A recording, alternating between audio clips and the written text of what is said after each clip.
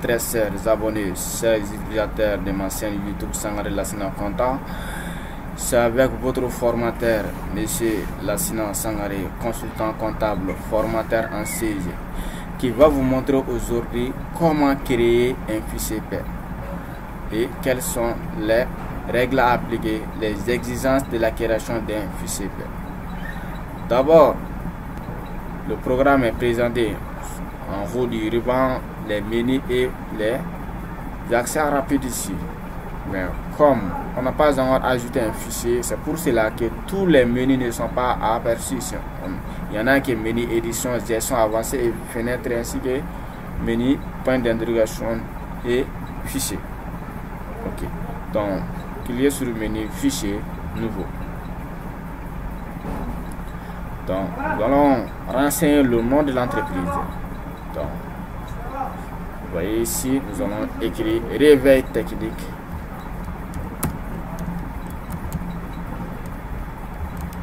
De gestion. Et puis vous cliquez sur enregistrer.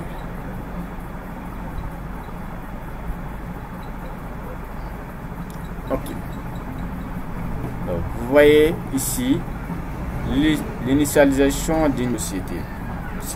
Dans le logiciel de gestion, le fichier c'est égal à dossier. Un dossier de paie, c'est un fichier de paie. Également, nous allons voir maintenant comment créer un dossier pair, autrement appelé un fichier pair. C'est le même. Ok. Donc, on a les différentes étapes ici.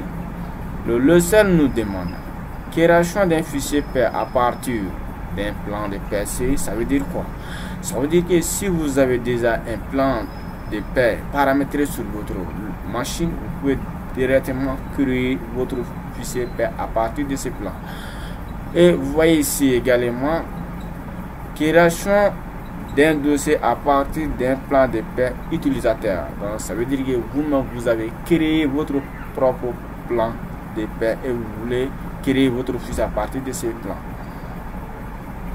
Et vous voyez ici avec une société déjà existante. Donc ça veut dire que vous avez déjà un fichier ou une société, autrement appelé un dossier de pair existant sur votre machine et vous voulez créer votre fichier à partir de ce dossier. Et vous voyez d'aucun dossier. Donc pour les débutants, c'est-à-dire comme nous on n'a pas encore créé un fichier de pair sur notre machine, donc nous allons se servir avec l'option d'aucun dossier. Donc vous cliquez sur d'aucun dossier et puis cliquez sur suivant. Donc la date du début d'année, la date du mois en cours. Donc supposons que le début d'année ici, ça ne change pas, c'est janvier.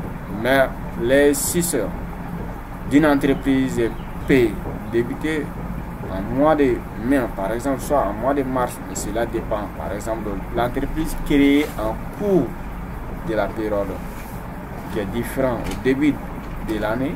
Donc cette entreprise, l'année de cette entreprise peut commencer à partir du mois de mars ainsi que n'importe quel mois, etc.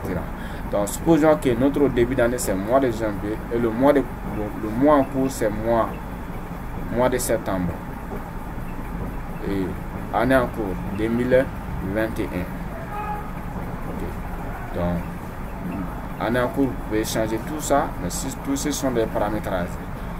Et dans notre fenêtre paramètres de pair qui est composée de la page 7, donc on a la page 1 sur 7. Donc il faut pas oublier, on est dans la version 16 i7 avec la version 15 ainsi que la version 15 et 16, etc. Donc c'est la page 1 sur 6. Le paramètre de pair c'est en 6 pages, mais avec la version i7 ici c'est en 7 pages. Ok.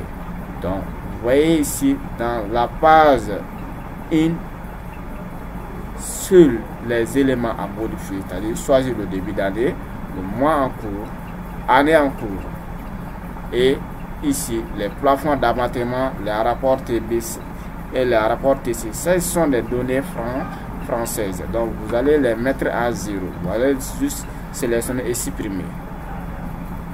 Vous allez les mettre en 0. Ce sont les données françaises. Après avoir mettre en 0 ces 3 données, vous allez cliquer sur suivant. Et ici, vous voyez la fenêtre D sur 7. Donc, cette fenêtre regroupe le nombre maximum de rubriques composants. Donc, ça veut dire quoi? Si vous voulez créer 100 bulletins de salariés ou 100 bulletins de salariés cotisation, vous allez mettre 5 ici. Donc, il faut toujours prendre un nombre maximum ici, parce que cette option peut déterminer directement le nombre de salariés d'une entreprise. Okay. Si vous avez dit que vous ne voulez pas reproduire juste au-delà de 100 bulletins, alors que votre entreprise est au cours de l'année, vous avez recruté des salariés jusqu'à ce que votre entreprise sera au niveau de 110. Donc, cela sera un problème. Donc, il faut que vous retourniez pour modifier les paramètres de paie. Ok. Donc, supposons, je vais prendre ici 150. Ici également 150. 150. 150. Sinon, vous pouvez les mettre par défaut. Vous pouvez les laisser par défaut. Le type de bulletin. Nous allons choisir le type papier pré-imprimé 91 12 sur 22 42. Et ici, vous voyez maintenant les paiements. Donc, ce sont soit les salariés seront payés par virement, soit par chèque, soit par espèce. On peut aussi ajouter d'autres, soit par crédit, soit par carte plutôt. C'est carte de crédit, etc. Et vous voyez les avances. Donc, vous voyez les avances, il y a les différents types d'avances. Avance régulière, exceptionnelle, avance 3, avance 4, 5, etc. Donc, on peut modifier ici, comme on peut aussi ajouter d'autres avances. Donc, supposons, on peut même les supprimer. Parce que notre entreprise n'utilise pas les 3 dernières avances. Soit l'avance est régulière, soit c'est exceptionnel. Avance régulière, ça veut dire quoi? Il y a des salariés régulièrement, ils prennent des avances sur leur salaire. Mais les cas d'exception, ça peut être les cas des fois secondaires. Le salarié a besoin d'une part de son salaire. Après, vous cliquez sur suivant. Donc, la fenêtre 3 sur 7. Donc, la fenêtre 3 sur 7 est composée en 4 parties. On a le fichier de paie, modélisation comptable, la partie devise et les rubriques. Donc, en première position, fichier de paie. Donc, vous voyez les codes ici. Cette partie, ce sont les codes qui représentent les longueurs des codes de département, des unités, des services, etc. Donc, vous voyez ici la lettre A ici. La lettre A, c'est alphanumérique. Donc, ça veut dire que le code département peut être alphanumérique. Donc, ça peut être alphabétique, ça peut être également numérique. Mais quand vous mettez au niveau du code département la lettre E au lieu de A, automatiquement, seuls les entiers numériques seront, vous aurez accès à saisir les entiers numériques. Donc, dans ce cas, nous allons laisser ici avec A. Si nous voulons que le code de département doit aller jusqu'à 6 caractères, donc on va ajouter A et on table. Donc, vous allez voir le de 4, 6 est devenu 6. Quand on ajoute ici également, ça va faire la même chose, etc. Donc, ce sont les éléments dont vous pouvez modifier. Comme aussi, vous pouvez laisser aussi par défaut. Vous avez le choix. Et vous voyez ici, numérotation automatique des matricules. Donc, quand vous cochez la partie numérotation automatique des matricules, automatiquement, le fichier va maintenant, charger de saisir les numéros, les numérotations automatiques, c'est-à-dire les numéros matricules des salariés. Donc, si c'est le premier salarié, ça va être 1, si c'est le deuxième, ça va être 2, etc., etc. Donc, vous n'aurez pas accès à saisir les numéros matricules. Mais je vous conseille de ne pas cocher numérotation automatique des matricules. En tant que gestionnaire d'une entreprise, vous pouvez toujours recruter et vous devez avoir aussi des numéros matricules différents des numéros matricules de logiciel plutôt. Le logiciel va faire les numérotations 1, 2, 3, etc. Et vous pouvez avoir des numéros matricules avec des chiffres ainsi que d'autres signes également. Donc, vous laissez par défaut. Et vous venez dans modélisation comptable. Modélisation comptable, donc c'est le rôle de cette partie, c'est quoi? Au cas où vous allez faire la liaison entre les deux fichiers, c'est-à-dire le fichier B et le fichier comptable, pour faire la comptabilisation de votre salarié ou des différents bulletins de votre fichier B. Dans ces cas, vous allez utiliser le compte 421, rémunération du personnel, ou encore rémunération du. Ok, donc c'est les mêmes choses ici, les E et les A ici c'est les mêmes, les lettres c'est les mêmes significations, les E sont les antinumériques, les A sont les alphanumériques, etc. Donc si vous voyez par défaut c'est 8, la longueur c'est 8, mais nous allons mettre à 6 caractères parce que notre plan comptable 6 quadra nous prévoit le nombre maximum de longueurs à 6 caractères. Donc on va effacer D, on tabule, on met à 6. Ok.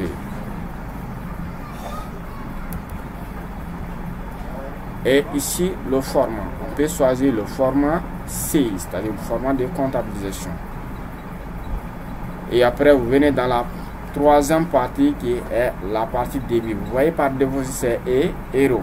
Donc la partie euro sur, comme notre entreprise est au Mali, c'est une entreprise malienne, au lieu de EUR, le code ISO de euro, nous allons mettre le code ISO de notre franc CFA qui est ZOF, IQOF. Après l'intitulé, on met franc CFA. Donc il y a 100 centièmes. En franc CFA, il n'y a pas de centièmes. Donc on supprime ça. L'équivalence, on supprime ça également. On supprime. Et la partie également. Mais attention, les monnaies de cotisation EUR, vous ne pouvez pas changer parce que c'est le seul français. C'est configuré, le seul est configuré par ça. Donc vous laissez ça par défaut. Puis vous cliquez, vous pouvez directement cliquer sur suivant. Mais la partie rubrique ici, donc on peut paramétrer les différents types de rubriques ici, mais ici avec cette tutoriel, nous n'allons pas faire ça. C'est-à-dire cette partie n'est pas assez importante aussi que ça, parce qu'on va créer des différents codes de constantes et à travers, c'est-à-dire au-delà de ces différents comptes-là, on peut avoir besoin d'autres comptes. Soit on aura besoin également de créer d'autres types de constantes. Ok, donc cette partie n'est pas du tout intéressante pour vous. Donc on passe directement à la page suivante. Donc ici la fenêtre 4 sur 7, donc vous ne modifiez absolument rien ici. Donc, pour faire créer un bon fichier de paie, qu'est-ce que vous devez retenir? Donc au niveau de la création, vous avez cette fenêtre. De la fenêtre 1 à la fenêtre 3, il y aura des modifications. Dans la fenêtre 4, il n'y aura pas de modifications. 5 également, il n'y aura pas de modifications. Donc, cliquez sur suivant. Ici, il n'y aura pas de modifications. Et la fenêtre 7 également, vous pouvez modifier au cas où votre mois de congé n'est pas le mois de mai. Sinon, vous pouvez directement aussi cliquer sur suivant. Okay. La fenêtre 7 également, il n'y aura pas de modification.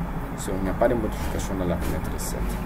Donc, en général, c'est la fenêtre 1 à 3 bon, on fait des modifications. Après ça, de 4 à 7, il n'y aura pas de modification. Et vous cliquez sur OK. La raison sociale de l'entreprise, c'est le nom ou la description totale du nom de notre entreprise. On met ici réveil technique des gestions.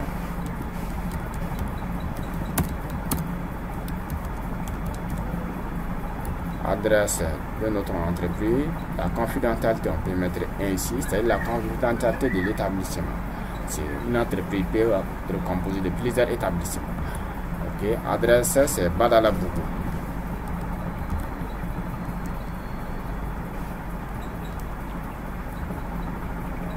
Le complément d'adresse près de la FSD. La FSD, c'est-à-dire Faculté des sciences techniques de Bamako. Le code ISO de la commune, c'est-à-dire les codes ISO, ce sont des champs qui ne sont pas aussi obligatoires. Mais si vous connaissez ces différentes informations, vous pouvez aussi les mentionner. C'est-à-dire, chaque commune a un code. Je prends un exemple sur les gens qui font l'instruction en ligne. C'est-à-dire au cas du Mali, des gens qui font l'instruction en ligne sur le site www.campusmali. Donc, au niveau de l'adresse de naissance, il y a le nom des différentes communes là-bas et chaque commune a un code. Okay. Donc ici, on n'a pas d'informations sur le code de commune. Le code postal 2024. C'est une commune. Vous faites partie de la commune 5, district de Bamako. Le pays, le code de pays, ça c'est MLI. MLI. Vous voyez.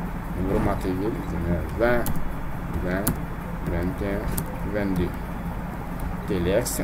Donc, ici, le gestionnaire a le choix. Le gestionnaire peut saisir son numéro de téléphone ou le numéro de son numéro de téléphone personnel dans la partie téléphone et le numéro de téléphone de l'entreprise ou le numéro fixe de ton bureau, de son bureau de l'entreprise dans la partie téléphone de soit vice versa. On peut faire l'inverse également. Les fax, si on en a l'information sur ça, on va les mentionner. Forme juridique, ça peut être une société à responsabilité limitée, ça peut être SNC, etc. Effectif. Supposons que je prends effectif au 31 de 10 personnes par exemple. Capital 1 million. Dans le code ciré, c'est-à-dire ce sont les codes cirés, ça c'est un code utilisé par généralement les entreprises françaises. C'est donc nous n'avons pas utilisé ça. Code ciré, les codes NAFO, appelé sur NAFO également. Ce sont les trois codes utilisés généralement par les entreprises françaises. Dans notre entreprise au Mali, nous n'avons pas d'abord accès à ces différents codes-là. Même si ces numéros de série sont disponibles au Mali, mais ce n'est pas d'actualité, ce n'est pas en actualité. Donc, cliquez sur OK. Donc, après encore, vous cliquez sur OK. Ici, quelle est la méthode de décompte des jours? Bon, vous allez choisir ici, mais vous pouvez directement laisser aussi par défaut parce que le décompte c'est par les jours ouvrés. Donc, cliquez sur suivant. Et ici, on a dit quelle est la durée mensuelle collective du travail dans la société. Bon, au Mali, selon le code de travail malien, c'est 173,33 heures par mois. 173,33. Et puis vous cliquez sur suivant. Le nombre de jours par congé, ça c'est 2,5 jours par mois. C'est là qui fait un mois par an. Et le nombre d'heures par jour, ça c'est 8 heures au Mali. Notre entreprise ne donne pas une valeur faciale aux salariés. Donc dans ce cas, on met fin ici, clique sur terminer. Donc vous voyez ici le nom de votre fichier ici. Donc,